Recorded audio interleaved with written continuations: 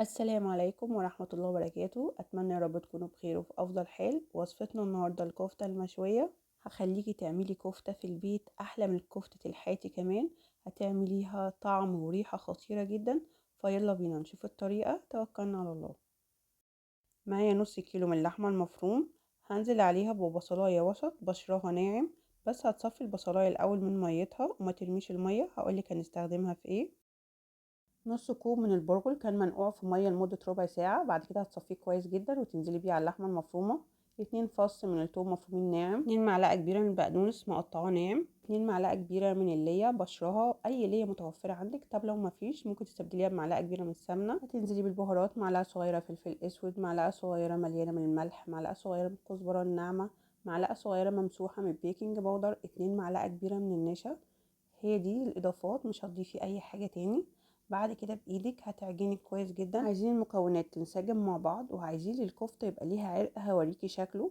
طيب ممكن لو انت مش عايزه تعمليها بايدك تضربيها ضربتين كده في الكبه، مش اكتر. شايفين منظرها بعد العجن؟ هو ده الشكل اللي انا عايزاه. كده بقت جاهزه معانا. هتسيبيها ساعه في التلاجة. بالنسبه لميه البصل هنزل عليهم بمعلقه صغيره من الصلصه، معلقه كبيره مليانه من الزيت، شويه من الفلفل الاسود، شويه من الملح. ده بالنسبه لميه البصل. انا هستخدمها في تتبيل الكفته. طب لو ميه البصل كانت كتيره عندك قبل ما تضيفي عليها الاضافات دي، ممكن تاخدي منها شويه وتضيفيها على السلطه، بتديها طعم حلو جدا.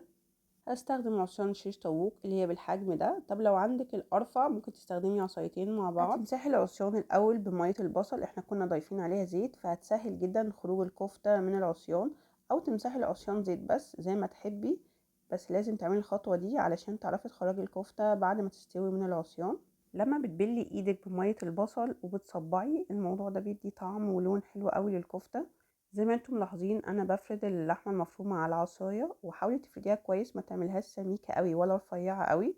بعد كده بصوابعك هتعملي الشكل ده عشان تاخدي شكل الكفته اللي بنشتريه من بره. الموضوع سهل وبسيط جدا، مش هياخد معاكي وقت خالص. ممكن تصبعيها وتحفظيها في الفريزر، وفي اي وقت تخرجيها على التسويه على طول. الموضوع هيبقى سهل جدا وتنجز معاكي. بعد كده بتحطيهم في صينية مدهونة كويس بالسمنة. لو فضل معاكي شوية من الصوص اللي هو الصلصة بالبصل ده، هتدهني وشها بالشكل ده. بالنسبة للتسوية بتكوني مسخنة الفرن قبليها ب10 دقايق على درجة حرارة متوسطة. هتاخد معاكي تلت ساعة نص ساعة بالكتير. ممكن تقلبيها في النص كده علشان تاخد لون حلو من ناحيتين.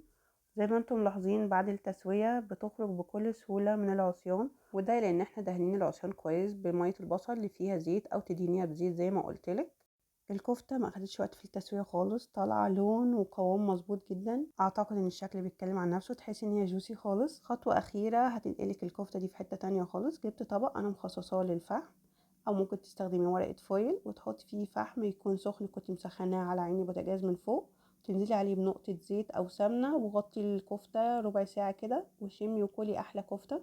الكفتة بقت جاهزة معانا. هترشي على وشها شوية كده من البقدونس. الكفتة خطيرة بجد، ريحتها خطيرة خطيرة، يعني مهما اوصف لكم كان لازم تجربوا معايا. شايفين القوام من جوه عامل ازاي؟ الكفتة جوسي جدا.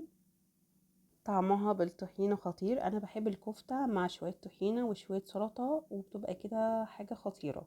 بنص كيلو من اللحمة المفرومة عملت كمية حلوة جدا من الكفتة. كفتة اقتصادية مشوية في البيت، طعم وريحة خطيرة جدا.